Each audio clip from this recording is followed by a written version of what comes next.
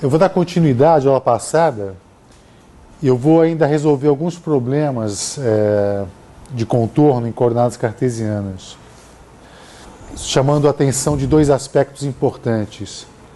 Nós estamos fazendo uso, na verdade, de uma propriedade fundamental de um conjunto de funções que a gente chama de um conjunto completo, né?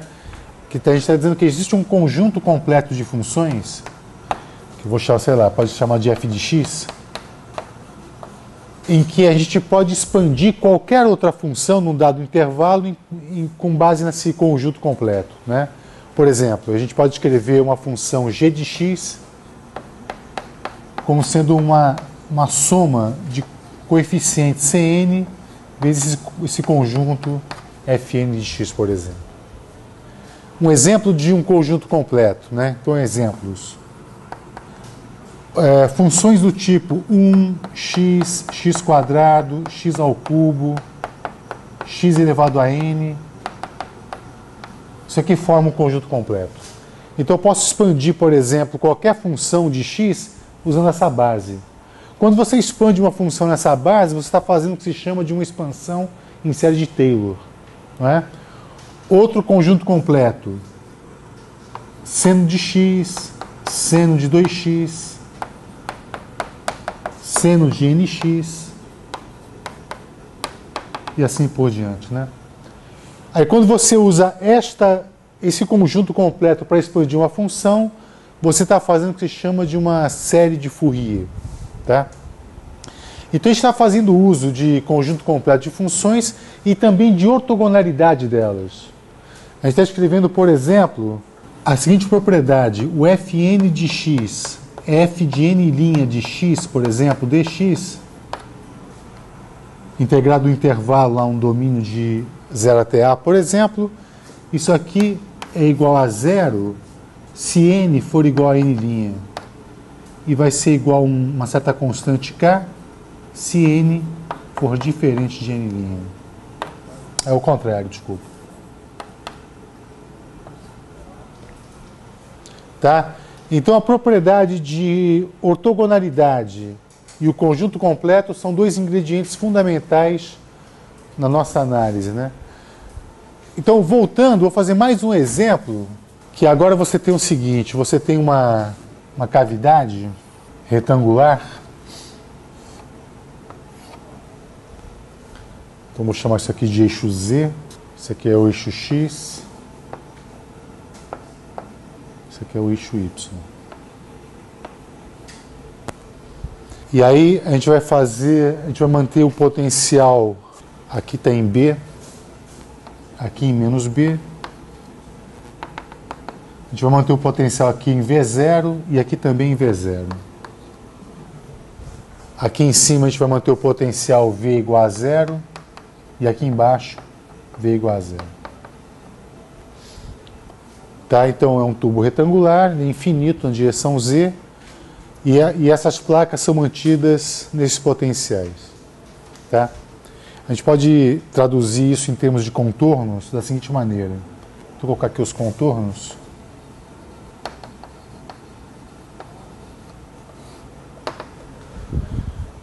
Então você tem lá 4 planos, por exemplo, plano y igual a 0 e y igual a a.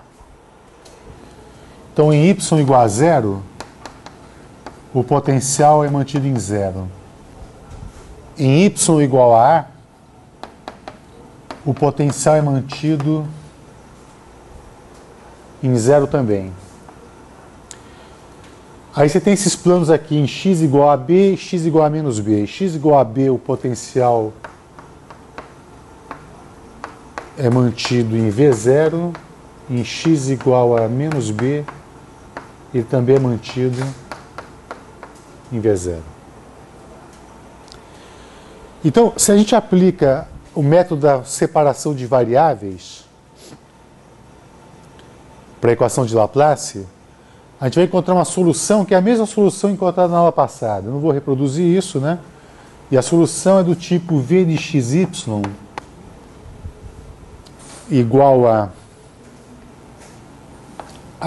e elevado a kx mais b e elevado a menos kx, c seno de kx mais d cosseno de kx.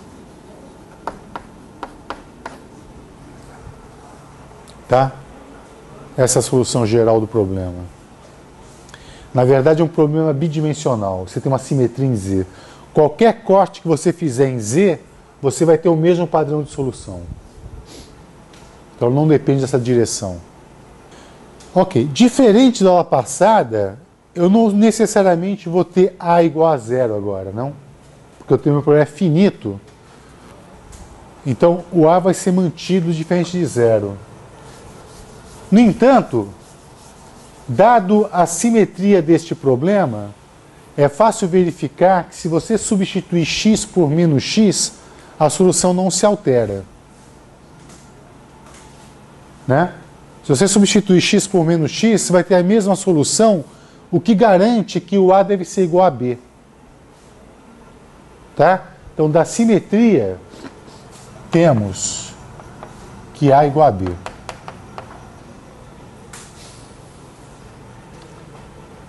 Tudo bem, mas está claro que o A tem que ser igual a B ou não? Se isso for verdade, eu vou escrever a solução da seguinte maneira. O V de xy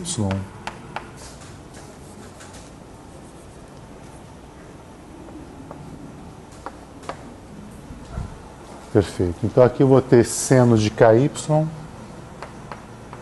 mais d cosseno de ky.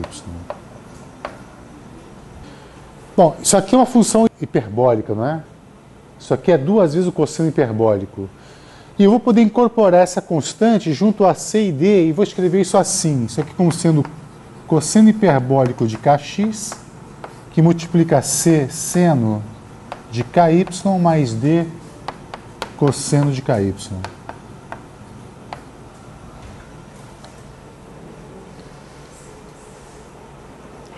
Vai bem até aí? Outra informação que a gente tem é que em y igual a zero, v igual a zero, desculpa. Quando você faz y igual a zero, isso aqui se anula e eu vou ter d aqui. Só que isso aqui tem que ser nulo. Portanto, o d tem que ser igual a zero. Então, da condição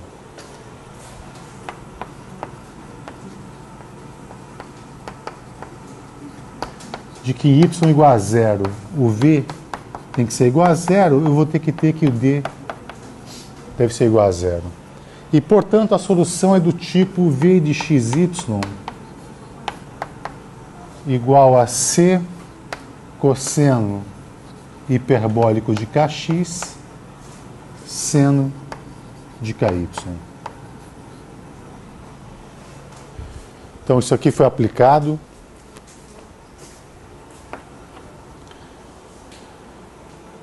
Isso aqui foi aplicado à simetria. Eu não apliquei de fato a condição de contorno ainda em B ou menos B. Tá? Isso aqui eu vou aplicar agora. Eu vou dizer que em y igual a A, o V tem que ser igual a zero. Então, aplicando y igual a A, V igual a zero. Então, quando aqui for A, isso aqui tem que ser igual a zero. Então, Ka deve ser o múltiplos de π. Então, Ka igual a nπ, onde o n é inteiro. E assim, a nossa função v de xy, ela vai ser uma constante cosseno hiperbólico de nπ x sobre A seno de nπ y sobre A. Tá tudo bem, né? É claro que, na verdade, para cada n eu tenho uma solução. E a solução, dado um contorno genérico, ela vai ser uma soma, vai ser uma expansão nessa base de funções. Então, a forma correta de escrever não é essa aqui, não. É essa aqui, ó. É o v de xy igual a soma sobre n de cn's cosseno hiperbólico de nπ x sobre A, seno de nπ y sobre A. Essa soma vai de quanto a quanto? Vai de 1 até infinito. Isso aqui vai de 1 até infinito. Agora falta determinar as constantes CNs. Quem são as constantes CNs? E aí sim eu vou aplicar esse último contorno, um desses dois aqui, tanto faz, né? Você vê que, na verdade, essa combinação foi aplicada para você dizer que o A é igual a B. Vamos aplicar, por exemplo, esse contorno aqui, ó, para determinar os valores de CN. Então, aplicando a condição x igual a B, V igual a V0. Você lembra como é que você calcula os CNs a partir daqui?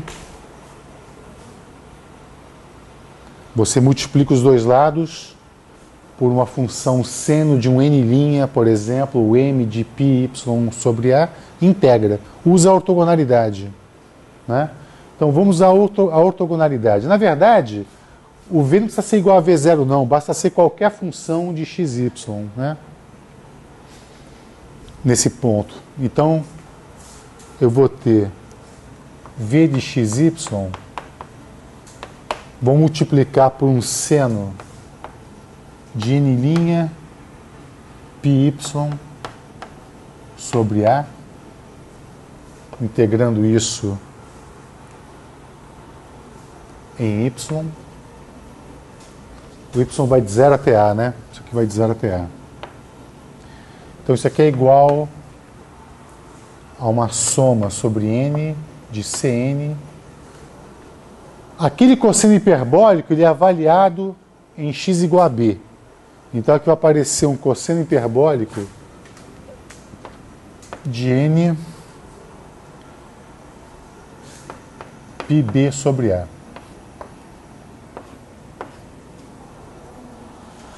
E aqui vai aparecer um produto de seno de nπy sobre A, seno de n' πy sobre A, dy de 0 até A. Então, olha aqui. Você vê que a função seno de ny forma uma base completa. Portanto, eu estou expandindo uma solução qualquer nessa base. E agora eu vou estar usando a ortogonalidade para calcular os CNs. Bom, você lembra do valor dessa integral, né? A sobre 2, delta n, n'. Se você usar esse fato, então o que nós vamos ter aqui? Na verdade, esse cara aqui é o contorno, que nesse caso é uma constante, V0.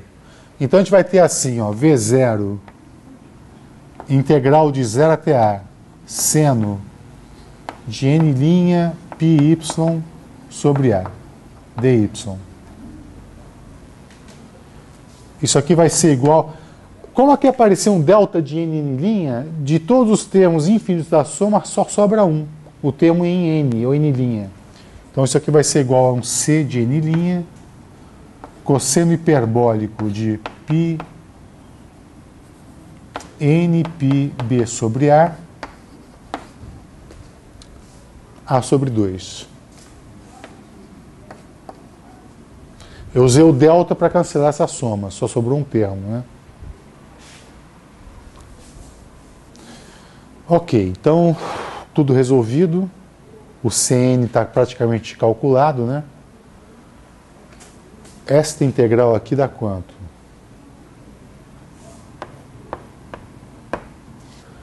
Aqui vai aparecer um A sobre nπ. Como n' agora é mudo, eu vou colocar n de novo, tudo bem? Então aqui vai aparecer A nπ 1 menos cosseno, que é igual a Cn cos nπb sobre A A sobre 2. Isso aqui dá 0 se o n for par.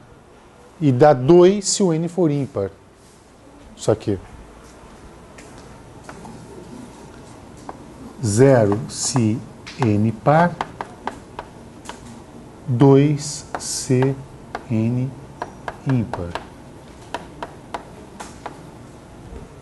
Portanto, o Cn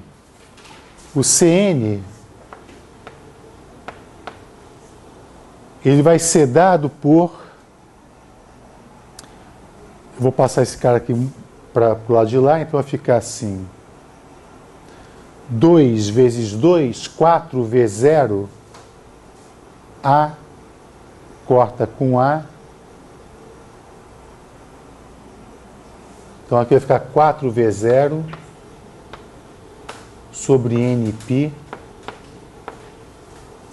1 sobre cosseno hiperbólico de nπb sobre A, para n ímpar.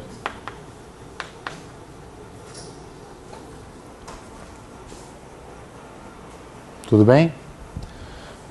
Então a solução é essa aqui, ó, onde os CN já foram calculados, daquele valor ali. E eles são ímpares, né? Então, se eu substituir os CNs aqui nessa expressão, eu tenho a solução do nosso problema.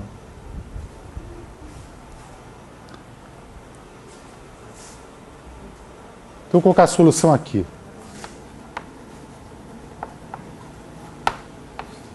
Então, V de xy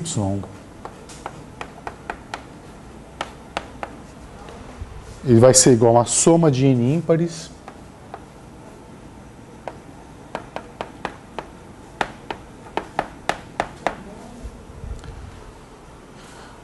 aquele fator ali, né? 4v0 sobre nπ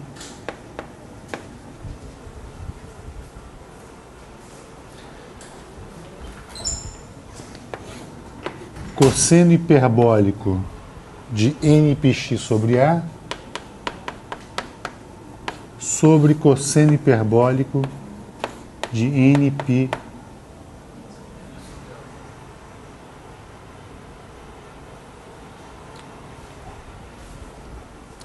B sobre A.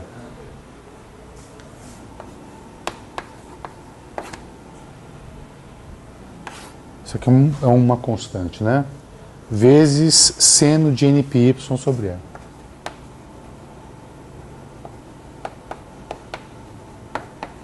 Essa é a solução.